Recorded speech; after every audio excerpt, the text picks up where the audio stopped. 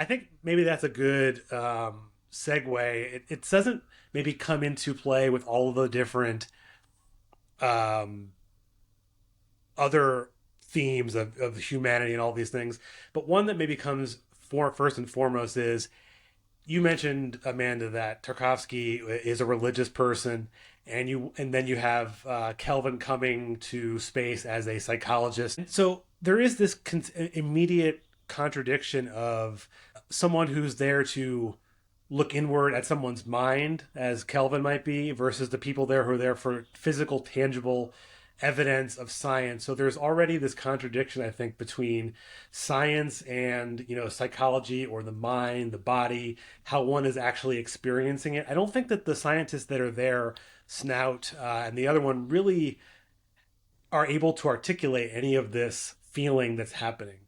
And I don't even know that Kelvin is able to really articulate how he's feeling until maybe at the very end of the movie we get a little bit of understanding, which we'll get to.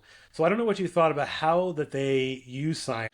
Yeah, that's super interesting. Well, let's see where I should go with this. Well, okay, so let's just think of technology at the time and the Soviet mindset. So, the Soviets are, and just like the Americas, in the hothouse of the Cold War, but also because of their own independent need to develop their economies, technology, etc., are obsessed with science. The space race, right? All of these different things. So we have to remember too, zooming out, that socialism in the Soviet Union took a backward, semi-feudal society, and in a few decades, unprecedented in human history as far as developmental time spans go, took a backward semi-feudal society and in a few decades turned it into a world superpower, competing with the US in the space race. I mean, we sometimes don't fully understand just how amazing that is. And in the process, it's producing amazing science and technology, and a society in that context has to be hyper focused on technology and its development and the techno optimism, as naive as it sometimes is, that can come with it. And I'm sure all of you are familiar with going back and reading old Soviet citizens' predictions of the future. They were utopian. They saw themselves as part of, this progress of humanity, that socialism is the next step in human development, and the technological development that was coming under the context of socialism in the Soviet Union was going to produce this amazing utopian sort of world in the future, when socialism finally wins out. And there's like an old capsule online you can go back and just like read a bunch of regular Soviet citizens talking about, what do you think is going to happen by the year 2020 or 2000. And of course the history went a different way. The Soviet Union collapsed for a bunch of reasons: over bureaucratization, revisionism, etc. But that they were in that mindset. And so technology is playing there, but it's always it's in the background for Tarkovsky. Tarkovsky pushes it back to bring the psyche to the foreground. So those are some of my opening thoughts about technology. I'm not exactly sure where to go next with it, but I'd love to hear, Amanda, or your thoughts on it. Yeah. I mean, the revolutionary optimism, that's Yes. what you speak of, is that revolutionary optimism. In my early 30s, I went to Texas and I went to the Johnson Space Center. I think that's in Houston. I'm not sure. And they had, these kind of replicated historical moments. So like there's that moment in, I'm not sure, I don't remember what year it was. I feel like it was somewhere like the 50s, 60s. I should have just looked this up so I could sound smart. But anyways, there's like a moment where like the US astronaut and the Soviet cosmonaut, they like meet up. Like they kind of like shook hands in space. It's kind of a historical moment that they actually had to recreate for a picture Mm. opportunity. So there was, yeah, like the great race to space was, I felt like it was such a healthy competition. Like the only like imperialist US versus Soviet, the superpower competition, was to get to space. And so I think about that a lot when I'm thinking about like the history of like the Cold War and the race to space. I think about like that moment, if like almost it was like a hopeful time. I feel like a lot of like post 1952 Soviet Union was about kind of like, hey, rest of the world, like we're Soviets, but like we're just like you. Hmm. uh, we like art, we like these things, and just kind of like uh, in a way, kind of pandering to the West for acceptance, because Cold War, that's not fun for anybody, especially the Soviets who were the centerful, the focal point of that.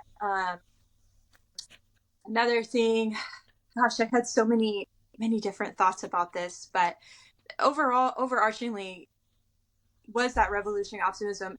And also, mind you, during this time with Brezhnev and the divestment in social programs and the investment allocation to more militarization of the Soviet Union, we also have like a huge shift in the economy.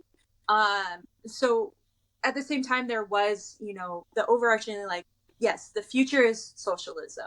But at the same time, over the years, I feel like it's so hard not to feel this way post 1952. We know what happened in 1952. The Soviet Union kind of starts to push back that end goal of socialism for all, like that plan, more and more. And with Khrushchev, what he did, kind of ramping up like the beginning of the end in a way. There was this revolutionary optimism, but at the same time, as you could see in a lot of the cinema of that era, was looking back, but also looking forward. And I feel like some people held on to that idea of that socialist future and that revolutionary optimism. And I still think that a lot of those people still exist. Hmm. That if you go and you talk to people in the Soviet Union today, they wish that it was still the Soviet Union.